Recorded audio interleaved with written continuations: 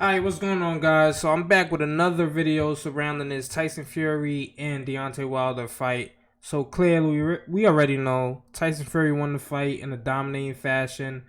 Um, Honestly, you could probably give Deontay Wilder the first round, maybe the second, and after that, it was all a complete wash from there. Fury stopped him in the seventh. Now, I did a previous video talking about how I think the punch that really did some damage, that really messed up Deontay Wilder's equilibrium. I think he might even have a concussion. That's not confirmed that he has a concussion or anything like that. I just assume that to be true, just because the way he was moving in that fight.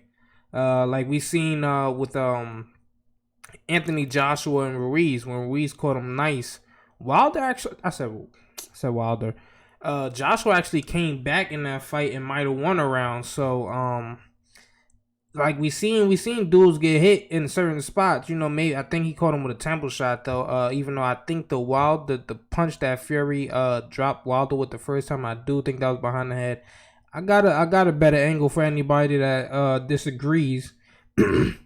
um but the main point of this video though is that there is a rematch clause. So Wilder has, as you guys can see this article that I have up, Wilder has 30 days to pretty much activate the clause, because I'm pretty almost every time a guy fight for a WBC belt, there's most likely going to be a rematch clause. The only time I could think of that not really happening in recent past was Sean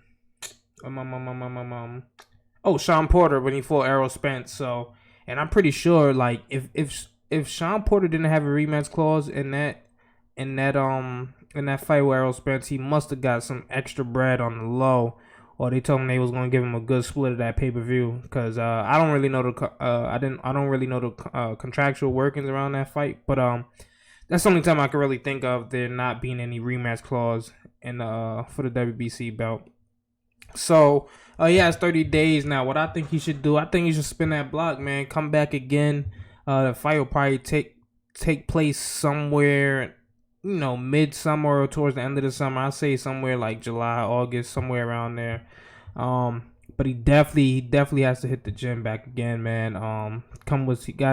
Might have to get a new trainer, try something new, because even though I felt like he got hit with that fluky punch behind the head, Fury did show that he's definitely gonna be able to outbox Deontay Wilder 9 out of 10 times, like almost every single time, man. So yeah, man.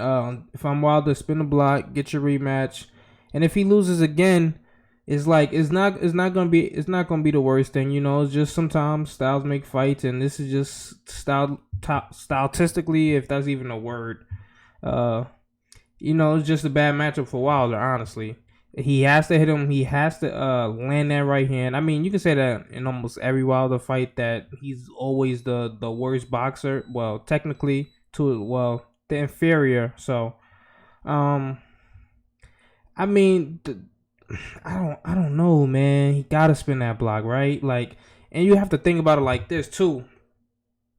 In the next fight, the pay-per-view numbers is gonna be insane as well, because everybody's gonna be like, oh, they can promote the fight as, oh, well, Wilder's camp could say, oh, he caught us with a nice punch behind the back of the head. If he didn't get that fluky punch, this fight might have went a lot different. But honestly, man, I think there's something. Wilder alluded to it after the fight, but he said something about his leg was kind of weak. And I went back and watched the first two rounds, even before the knockdown. First 3 rounds before the knockdown, he seemed like he didn't have his legs underneath him completely. Seemed a little off balance. Now we know he's not the most technically sound, so it might look like that at some times. But he really, go back and watch that fight, guys. He doesn't look like he ever had his legs under him. Midway through the first, that's when I really started to notice it. And yeah, I don't know what was happening, and if he did have a slight injury, I don't think it was anything like crazy. But there's so much money to be made this weekend. I don't think he was gonna turn down. Well, he got paid 27 million, I think it was, the flat fee, not including the pay-per-view numbers that's gonna come back. I don't know if they include any of the anything from the gates or anything like that. So yeah, man, it's so much monetary incentive to come back and go for the rematch right away.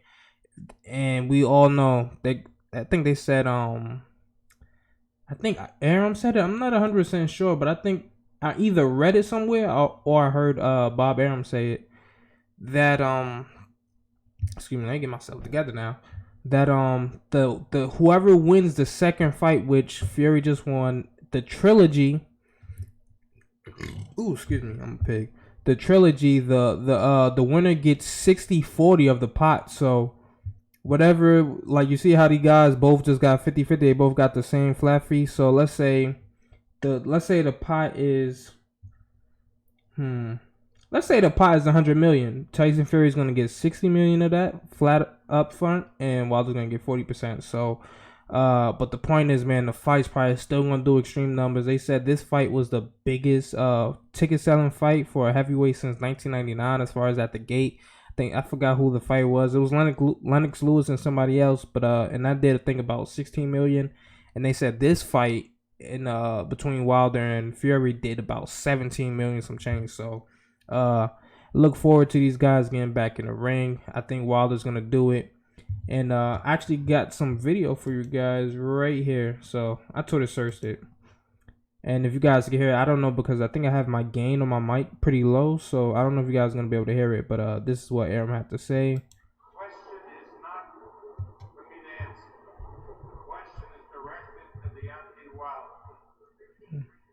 Yeah, he can opt out of a third fight now and get himself together and maybe do it again next year. In which case, Tyson Fury will keep himself busy with other opponents. If Deontay Wilder wants to go ahead with the third fight, that's what the contract says, and we honor contract.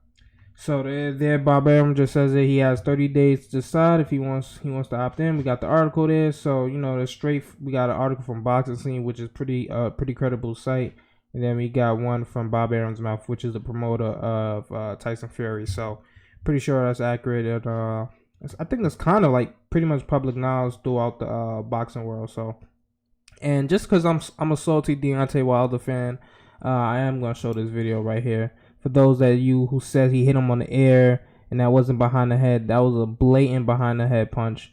I don't think, well, when I say blatant, I think it was clearly behind the head. I don't think he did it on purpose though. But you know, Fury did what he had to do. A lot of headbutting. I'm not saying headbutting. A lot of headlocking. A lot of throwing his body around. He got a fluky. You know, he did him in the back of the head a few times, which you know he got a point deducted from him. So, good for Fury though. He got the dub. He's gonna be a lot richer man. He got the WBC belt.